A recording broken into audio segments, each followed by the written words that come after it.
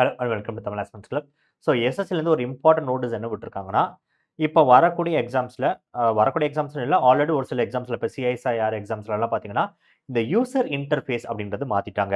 நம்ம எடுக்கிறது எல்லாமே ஆன்லைன் எக்ஸாம் தான், CBT exam, computer based exam. இதில் ஆல்ரெடி இருந்த யூஐயை இப்போ மாற்றிட்டு ஒரு புது யூஐ ஒன்று கிரியேட் பண்ணியிருக்காங்க. ஒரு யூசர் இன்டர்ஃபேஸ் புதுசாக இருக்குது.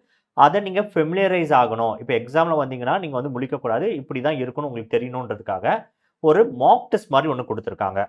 இந்த மாக் டெஸ்ட்டை பற்றி டீட்டெயிலாக இந்த வீடியோவில் நம்ம பார்க்குறோம். முதல்ல இதோட அப்ஜெக்டிவ் என்ன அப்படின்றத நம்ம பார்த்துட்டு, இந்த மாக் டெஸ்ட்டை நீங்கள் எடுக்கணும் அப்படின்னா எங்கே போய் எடுக்கலாம் அப்படின்றத நம்ம இந்த வீடியோவில் சொல்லியிருக்கோம். அதுக்கான டெமோவும் நாங்கள் காமிச்சிருக்கோம்.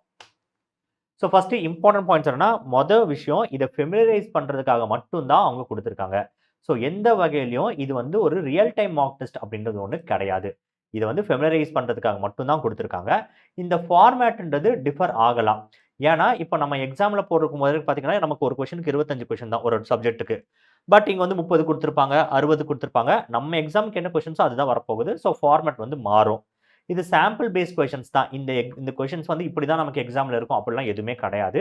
இது பியூர்லி இந்த யூஐயை நீங்கள் பழகிறதுக்காக கொடுத்துருக்காங்க. இல்லை வர நம்பர் ஆஃப் கொஷின்ஸோட டைப்ஸு இது எதுவுமே எக்ஸாமுக்கு இதுக்கும் சம்மந்தம் கிடையாது. ஆனால் ரொம்ப முக்கியம், அது ப்ராக்டிஸ்க்காக இந்த மாக் டெஸ்ட் அவங்க கொடுக்கல. ஸோ இதெல்லாம் மைண்டில் வச்சுக்கிட்டு இப்போ இந்த யூசர் இன்டர்ஃபேஸை நம்ம எப்படி லாகின் பண்ணி நம்ம எக்ஸ்பீரியன்ஸ் பண்ணலான்றது பார்ப்போம். ஓகே, ஸோ நம்ம லிங்க் கொடுத்துருப்போம். அந்த லிங்க்கை நீங்கள் கிளிக் பண்ணிங்கன்னா இந்த பேஜுக்கு நீங்கள் வருவீங்க. ஸோ இப்போ இதுக்கான மாக் டெஸ்ட் எப்படி எடுப்போம்னா, ஃபர்ஸ்ட் நம்ம என்ன போஸ்ட்ன்றது செலக்ட் பண்ணிப்போம். இப்போ அவங்க எஸ்எஸ்சி மாக் டெஸ்ட் கொடுத்துருப்பாங்க. பட் எக்ஸாம் வரும்போது நீங்கள் என்ன எக்ஸாம் எழுத போகிறீங்களோ அதோடது வரும். அதை கிளிக் பண்ணிவிட்டு நீங்கள் லாகின் பண்ணிட்டீங்கன்னா இந்த பேஜுக்கு நீங்கள் வருவீங்க. ஸோ அவங்க ஒரு ரெஜிஸ்டர் நம்பர், ரோல் நம்பர் கொடுத்துருப்பாங்க. பட் எக்ஸாமில் பார்த்தீங்கன்னா உங்களுக்கான ரெஜிஸ்டர் நம்பர், ரோல் நம்பர், உங்களோட நேம் இருக்கும், எல்லாமே இருக்கும். ஸோ நீங்கள் ரெஜிஸ்டர் பண்ணும்போது எடுத்த ஃபோட்டோ அதே நேரத்தில் உங்களை லைவாக கேப்சர் பண்ணுற ஒரு ஃபோட்டோ இங்கே வரும். ஸோ அதை லைவாக கேப்சர் பண்ண அப்புறம் நீங்கள் இங்கே லாகின் பண்ணுவீங்க. ஸோ இந்த இடத்துல உங்களோட ரோல் நம்பர் அப்புறம் பாஸ்வேர்டு என்டர் பண்ண சொல்லும். ஸோ பாஸ்வேர்டு இப்போதைக்கு அவங்க கொடுத்துருக்காங்க ABC1 அப்படின்னு கொடுத்துருக்காங்க. அதை நம்ம என்டர் பண்ணிவிட்டு நம்ம லாகின் பண்ணிக்கலாம். ஸோ அடுத்த பேஜில் அவங்க என்ன பண்ணுவாங்கன்னா, நம்மளோட ரோல் நம்பர், நம்மளோட நேமு, ஸோ என்னைக்கு நம்ம டெஸ்ட் எடுக்கணும்னு காட்டிட்டு, இப்போ நம்ம அப்ளிகேஷன் ஃபார்மில் இருக்க ஒரு ஃபோட்டோ, அப்புறம் எக்ஸாம் சென்டர் வெப்கேமில் இருக்க ஃபோட்டோ ஒன்று காட்டுவாங்க. ஸோ அவங்க என்ன சொல்கிறாங்கன்னா, if your name and photograph do not match please contact the administrator. அப்போ நம்மளோட நேமும் ஃபோட்டோவும் மேட்ச் ஆகாத பட்சத்தில் அங்கே யார் இன்விஜிலேட் இருக்காங்களோ அவங்களுக்கு நம்ம இன்ஃபார்ம் பண்ணணும். ஸோ இப்போ நம்ம கண்டினியூ பண்ணிப்போம்.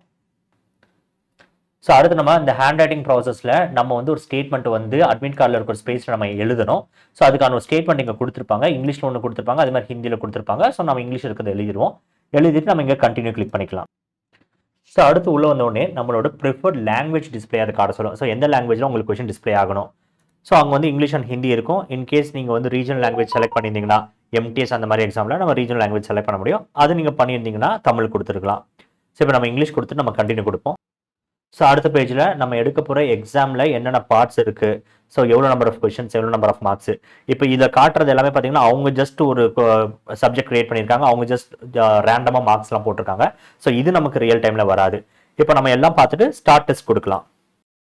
ஓகே, இப்போ நம்ம எக்ஸாமோட யூசர் இன்டர்ஃபேஸ்க்குள்ள வந்துட்டோம்.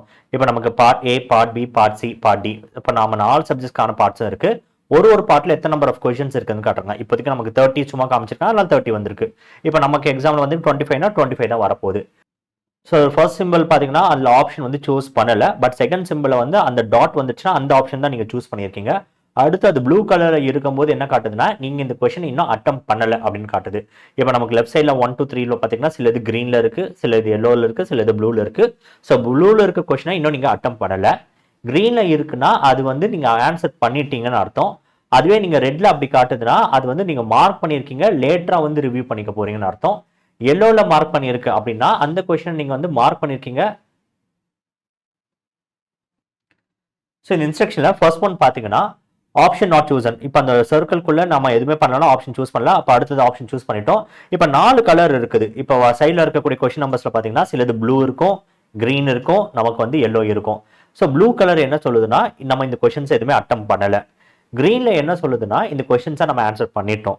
ரெட்டாக இருந்துச்சுன்னா இந்த கொஷினை நீங்கள் ஆன்சர் பண்ணலை, பட் லேட்டராக ரிவ்யூ பண்ணுறதுக்கு நீங்கள் மார்க் பண்ணிட்டீங்க. எல்லோவில் இருந்தால் என்ன சொல்லணும்னா, இந்த கொஷினை நீங்கள் ஆன்சர் பண்ணிட்டீங்க, பட் நான் ரிவ்யூ பண்ணிக்கிறேன். ஸோ ஆன்சர் பண்ணிட்டாலும் நான் எதுக்கும் இன்னொரு தடவை வந்து நான் ரிவ்யூ பண்ணுறதுக்காக நான் மார்க் பண்ணி வச்சுக்கிறேன்றதுக்கு அர்த்தம். ஸோ ஒரு கொஸ்டின் நீங்கள் ஆன்சர் பண்ண உடனே சேவ் அண்ட் நெக்ஸ்ட்னு கொடுக்கணும். அந்த கொஸ்டின் நீங்கள் ஃபைனலைஸ் பண்ணிட்டீங்கன்னா நீங்கள் சேவ் அண்ட் நெக்ஸ்ட் கொடுக்கணும். இல்லைனா நீங்கள் மார்க் ஃபார் ரிவ்யூ அப்படின்னு நம்ம கொடுக்கணும். ஸோ மார்க் ஃபார் ரிவ்யூ நம்ம கொடுக்கும்போது நீங்கள் ஆன்சர் பண்ணாமல் மார்க் ஃபார் ரிவ்யூ கொடுத்தீங்கன்னா ரெட் ஆகும். ஆன்சர் பண்ணிட்டு மார்க் ஃபார் ரிவ்யூ கொடுத்தீங்கன்னா எல்லோவா மாறும். அதே மாதிரி இன்ஸ்ட்ரக்ஷன்ஸில் போய் செலக்ட் லாங்குவேஜில் போயிட்டு சப்போஸ் நீங்கள் இப்போ இங்கிலீஷில் கொஸ்டின்ஸ் டிஸ்பிளே ஆகும், உங்களுக்கு தமிழ் ஆகணும்னா அங்கே தமிழ் காட்டும், அந்த தமிழையும் நீங்கள் கொஸ்டின்ஸாக பார்த்துக்கலாம். ஸோ அது போக உங்களுக்கு ஜூம் இன் அண்ட் ஜூம் அவுட்டுக்கு ஆப்ஷன்ஸ் வச்சிருக்காங்க. இன்கேஸ் கொஸ்டின்ஸை நீங்கள் ஜூம் பண்ணி பார்க்கணும்னா பார்க்கலாம். அதே மாதிரி நீங்கள் இன்னொரு கொஸ்டின் ஸ்ட்ரெயிட்டாக இப்போ 19th கொஸ்டின் போடணும்னா நீங்கள் 19th கொஸ்டின் கிளிக் பண்ணிவிட்டு 19th கொஸ்டின் நம்ம போய்க்கலாம். ஸோ கொஸ்டின் நம்ம ஆன்சர் பண்ணிட்ட உடனே இப்போ உங்கள் கொஸ்டின் டிஸ்பிளே ஆகலை, இப்போ நம்ம ஆன்சர் பண்ணிட்ட உடனே சேவ் அண்ட் நெக்ஸ்ட் அப்படின்றது நம்ம கொடுக்கலாம். ஸோ அவ்வளோதான் இந்த நம்ம யூஐயில் தெரிஞ்சுக்க வேண்டியது. பட் எல்லாருக்கும் என்ன நான் ஒரு அட்வைஸ் கொடுப்பேன்னா, நீங்கள் எக்ஸாம் போகிறதுக்கு முன்னாடி இந்த யூஐயில் ஒரு தடவை ப்ராக்டிஸ் பண்ணிக்கோங்க.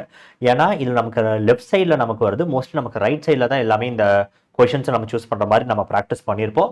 ஸோ ஒரு தடவை இதை நீங்கள் 2-3 தடவை சும்மா பார்த்துட்டு போகிறது கொஞ்சம் ஃபெமிலரைஸ் ஆகும். இது ரொம்ப பெரிய விஷயம் அப்படின்றது கிடையாது. பட் ஒரு தடவை நம்ம ஃபெமிலரைஸ் போயிட்டு பண்ணிக்கிட்டோம்னா எக்ஸாமில் போகும்போது கொஞ்சம் ஈஸியாக இருக்கும். இது போக ஏதாவது டவுட்ஸ் இருந்துச்சுன்னா நம்ம தமிழ் ஆஸ்பிரண்ட்ஸ் கிளப்போட டெலிகிராம் சேனல் நான் டிஸ்கிரிப்ஷனில் கொடுக்குறேன். நீங்கள் மறக்காம ஜாயின் பண்ணிவிட்டு நீங்கள் கேட்கலாம். தேங்க்யூ.